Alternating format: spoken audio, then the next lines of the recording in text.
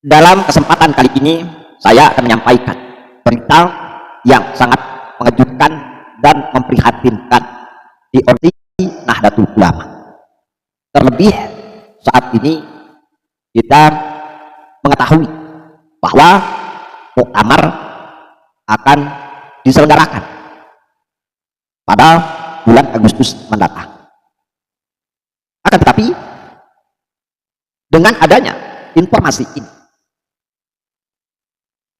justru menguatkan prasangka kita bahwa betapa carut-marutnya struktural dari organisasi Nahdlatul Ulama. Nah, saudara-saudaraku, agar tidak terlalu lama, saya akan sampaikan dulu isi beritanya, kemudian kita akan komentari. Karena ini sangat penting untuk kita ketahui secara seksama, agar kita bisa mengevaluasi, muhasabah, dan bisa pula reformasi mengenai organisasi Nahdlatul Ulama yang saya rasa ini tidak seperti di ujung tanduk. Kalau kita tidak tepat, maka runtuhnya PBNU, pecahnya PBNU itu bisa saja terjadi.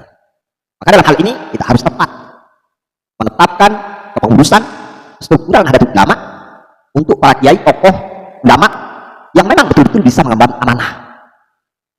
Nah, kalau ini tidak kita waspadai secara seksama, maka kita tinggal menunggu kehancuran harapan dari al-masyayikh pendiri Nahdlatul Ulama itu sendiri.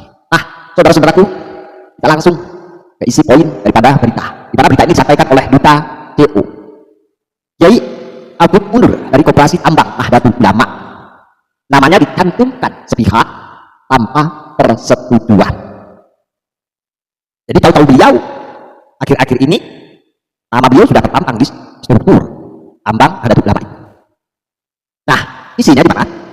Wakil Rais Am Pengurus Besar Nahdlatul Ulama PBNU, yakni Kiai Haji Afifuddin Muhajir, resmi menyatakan mundur dari keanggotaan sekaligus melepaskan statusnya sebagai pemegang saham di Koperasi Produsen Bangkit Usaha Mandiri Nusantara, atau yang dikenal dengan sebutan Koperasi BUMNU.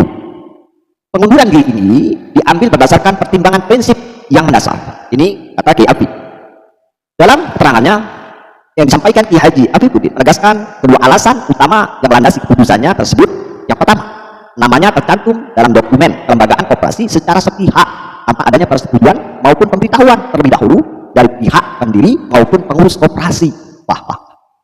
Ia menekankan bahwa setiap pencantuman nama dalam suatu badan usaha harus didasari oleh kesadaran dan persetujuan yang bersangkutan agar tidak menimbulkan kesalahpahaman di tengah masyarakat maupun lingkungan organisasi. Betul. Yang kedua, ia menyatakan bahwa sama sekali tidak mengetahui proses pendirian koperasi BUMNU tersebut. Ia baru mengetahui namanya tercatat sebagai bagian dari koperasi tersebut setelah adanya informasi yang beredar di ruang publik. Menurutnya, ketidaktahuan ini membuatnya tidak dapat mempertanggungjawabkan segala bentuk kegiatan, kebijakan maupun operasional yang dijalankan oleh koperasi tersebut. Saya memutuskan mundur demi menjaga prinsip kejelasan, akuntabilitas dan integritas. Nama saya dicantumkan tanpa sepengetahuan dan persetujuan. Saya pun tidak pernah terlibat maupun mengetahui pendirian koperasi ini. Karena itu, langkah terbaik adalah melepaskan segala bentuk keterkaitan secara tertulis dan terbuka, ujar Kiai Haji Afifuddin. Betul. Koperasi yang dimaksud sempat menjadi sorotan publik karena terkait dengan rencana pengelolaan aset pertambangan.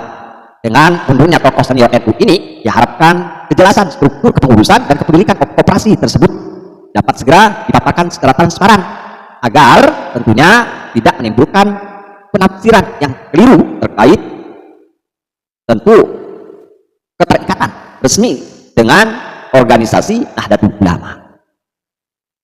Hingga berita ini diturunkan, belum ada tanggapan resmi dari pihak pengurus koperasi BUMNU terkait pernyataan dan langkah yang diambil oleh Kiai Haji Afifuddin Muhajir.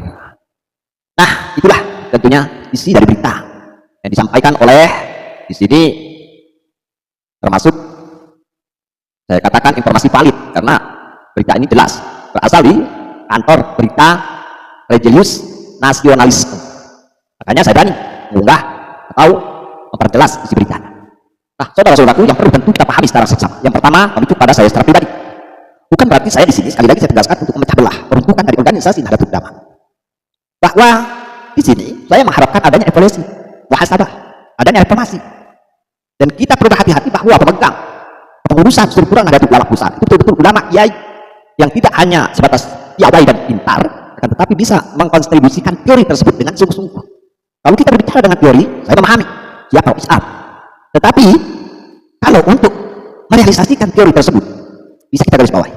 Apalagi kita mau mengklaim bahwa kita adalah ulama ahli fikih, sebagaimana ulama ahli fikih itu adalah ulama yang penuh dengan kehati-hatian, ulama yang takut sekali melakukan hal-hal yang samar, apalagi jelas menyimpang, ulama yang menganggap bahwa mementingkan umat daripada kepribadian, daripada orang-orang yang menjadi prioritas. Banyak gelar-gelar ulama, ulama bijak, ulama ahli fikih, ulama tasawuf dan sebagainya. Kalau secara teori kita akui mungkin penuh, tapi persentase dalam pelaksanaan secara global, apakah mereka memang sudah termasuk memegang amanah umat yang sesungguhnya? Kita ngerti. Nah, di sini membuat kita tercengang sebagaimana tentu informasi yang beredar beberapa bulan yang lalu ributnya kepengurusan, bahkan sampai terjadi pecah-pecah antara ketum dan Islam. Ini pertunjukan yang konyol. Nah, di akhir ini sebagaimana kita akan menghadapi muktamar tambah terang benderang, bagaimana mungkin Yai Haji Afifuddin sebagai wakil Islam yang ada di bawah struktural Yai Haji Miftahul Akhyar tidak melakukan komunikasi dengan baik. Loh, bagaimana mekanismenya? Atas siapa sesungguhnya memegang struktur di koperasi tersebut? Siapa? Nah, kalau kita sudah melihat secara dohirnya dari struktur yang ada dipertanyakan, bagaimana yang ada di dalamnya? Menjadi sebuah pertanyaan yang besar. Lantas hasilnya berapa? Selama ini untuk kontribusi apa? Apa yang sudah mereka lakukan untuk organisasi Nahdlatul Ulama? Ini menjadi sebuah pertanyaan besar bagi kita. Kita tidak ingin bahwa kita mengharapkan sesuatu dari tamak, bukan. Tetapi sekali lagi bahwa apa yang disuguhkan selama ini betul-betul memalukan. Organisasi yang diklaim adalah organisasi terbesar di Nusantara. Tetapi pada kenyataannya justru para elit, para tokoh ini tidak memberikan contoh tauladan bagi struktural wilayah, bagi masyarakat ahliin pada umumnya. Jadi menurut saya kekonyolan, bodohan yang amat sangat luar biasa. Nah, saudara-saudaraku, saya di mana akhir-akhir ini selalu mengomentari organisasi Nahdlatul Ulama. Kendati pun perlu digarisbawahi, saya bukanlah siapa-siapa di organisasi Nahdlatul Ulama.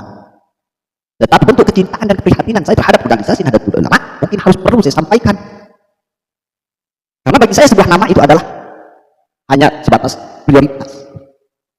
Yang jelas, kalau hakikat amaliyah yang kita lakukan tetap apa yang diamanahkan oleh Masyayikh Nahdlatul Ulama. Jadi kalau masalah amaliyah jangan dipertanyakan. Kendati pun saya secara pribadi bukan termasuk di dalam struktural organisasi Nahdlatul Ulama. Kalau seandainya kita salah memilih di dalam muktamar yang akan mendatang, itu kan kekhawatiran saya bahwa luar biasa dinamika yang terjadi di organisasi Nahdlatul Ulama yang sudah berdiri puluhan bahkan ratusan tahun, di mana organisasi-organisasi lain yang mencapai kejayaan, yang menunjukkan kesuksesan, bukan katanya, yang mana mereka dulu dianggap sentimen, tidak anggap sebelah mata, tetapi pada akhirnya justru kita menunjukkan pertontonan yang memalukan, gagal, malu kita dengan organisasi sebelah.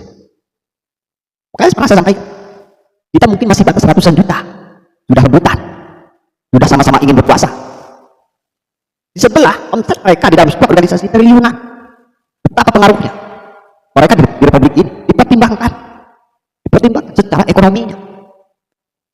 Malahan organisasi PBNU tertinggal, terkebelakangkan.